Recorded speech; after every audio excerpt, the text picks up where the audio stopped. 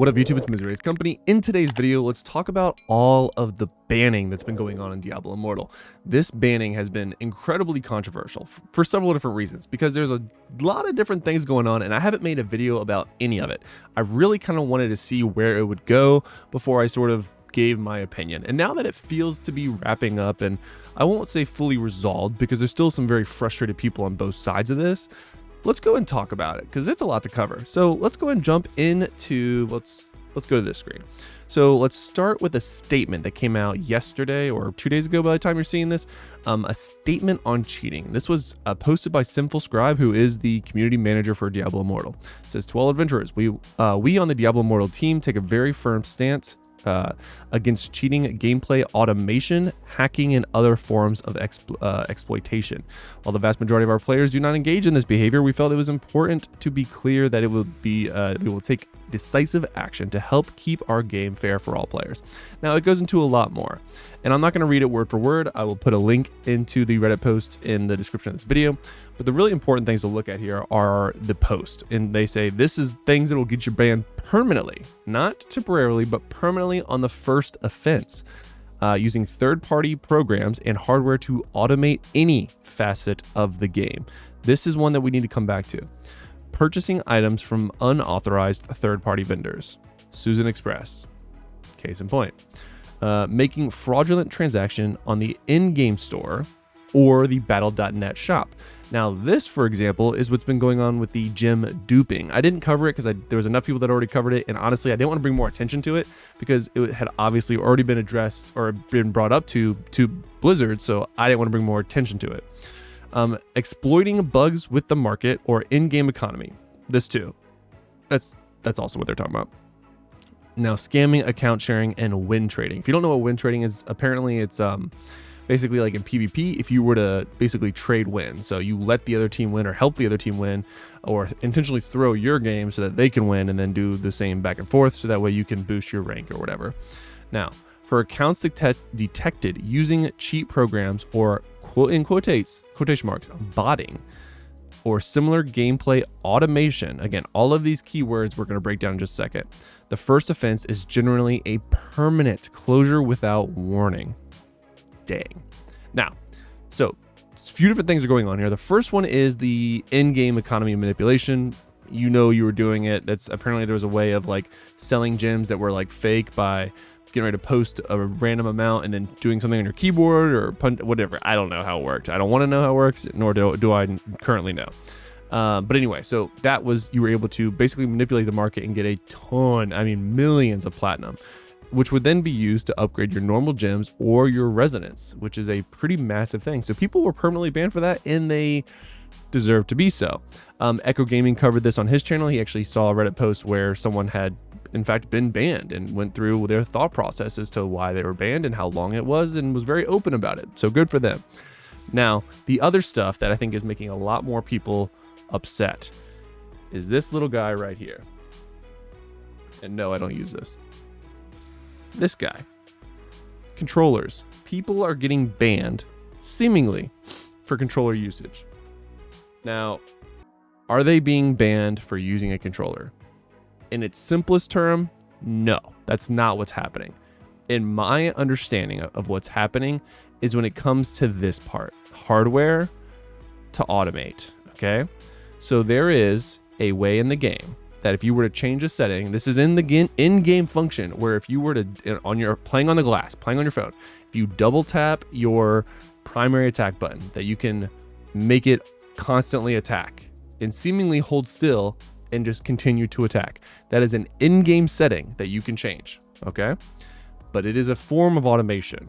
So my hypothesis is if you have a controller built in to your, plugged in, whatever, and you're using it to use that same functionality of the automation that is an in-game function, my hypothesis is that people are being caught by this software that they're using to try to find these botting things, and they're seeing that a hardware is being used and you're not moving. So that's my hypothesis. The other thing that, and I don't know how to do this myself, I just have heard, apparently there's another way of like, If you are playing on PC and you play in windowed and you click the primary attack and then alt tab, it'll keep attacking. That's another form of automation, and doesn't sound like it was intended to be used that way. So my hypothesis again is that both hardware as well as just playing the game, and if you're not moving and you're automatically attacking, you are, for all intents and purposes, playing the game in auto mode. Okay, this could be a hot take, and people could disagree with this, because technically in the mobile version of the game, if you were to play on your phone right now, you can go to your settings and change it so you can double tap with 2 fingers at the same time and it will automatically attack. I don't think their intent for that was for you to hold still and just auto attack. I think their intent was for you to still move around, still use your other skills, and just make your primary attack on auto, not the full game.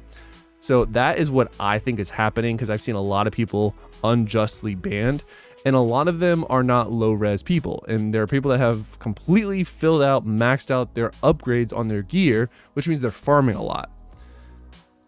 So it begs the question, what do all these people have in common? High resonance? A lot of them are high resonance. You do not see that many low resonance people getting banned. I mean, you're seeing some, but nowhere near as many to medium or somewhat other spenders in the game that are getting banned. Accounts that have a decent amount of combat rating.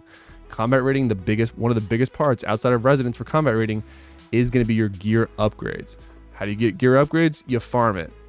When people get tired of running circles in the game, you look for ways to take a little bit of a shortcut, and you start looking at automation.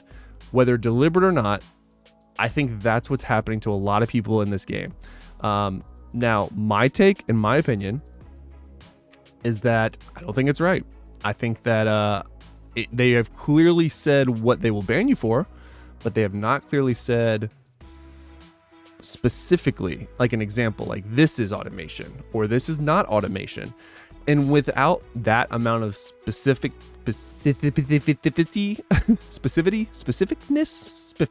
oh my God, I've worked all day. I'm so sorry. Specificness. What word am I trying to say? Whatever. That it's confusing. It's subjective. It's up for interpretation. And I think there should be a strike system. I think there should be a, hey, you just got 1 of 3 strikes, or hey, you got 1 of 2 strikes. If you get another one, your account's banned permanently and you can't fight it. I've seen a lot of people in the comments. I'm not going to go through them. Some people say, like, thank you, they finally addressed it. And they did. They're banning people that are taking advantage of the game. They posted a statement on what is getting banned.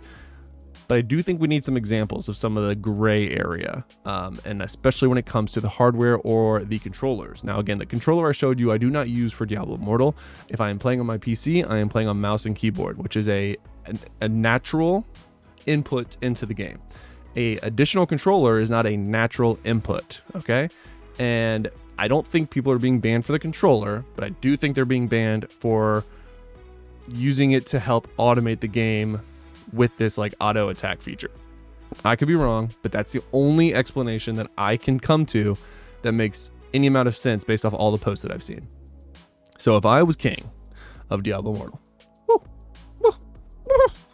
I would definitely implement a strike system. That way, for sure, hey, what you did was bad. And we're warning you, you got 1 more. 1 more, you're done. Because there's a lot of time, effort, and resources that go into Diablo Immortal.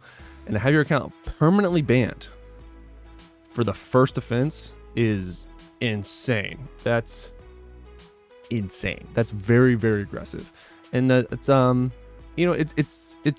career ending in terms of your fun in the game. Like, I can say right now that if I was banned right now in Diablo Immortal and I have not done anything that I felt or I had an active understanding of that was botting or against the TOS, yeah, I wouldn't make content for it anymore. I would not start over. And I feel like a lot of people are just losing faith in the game for that.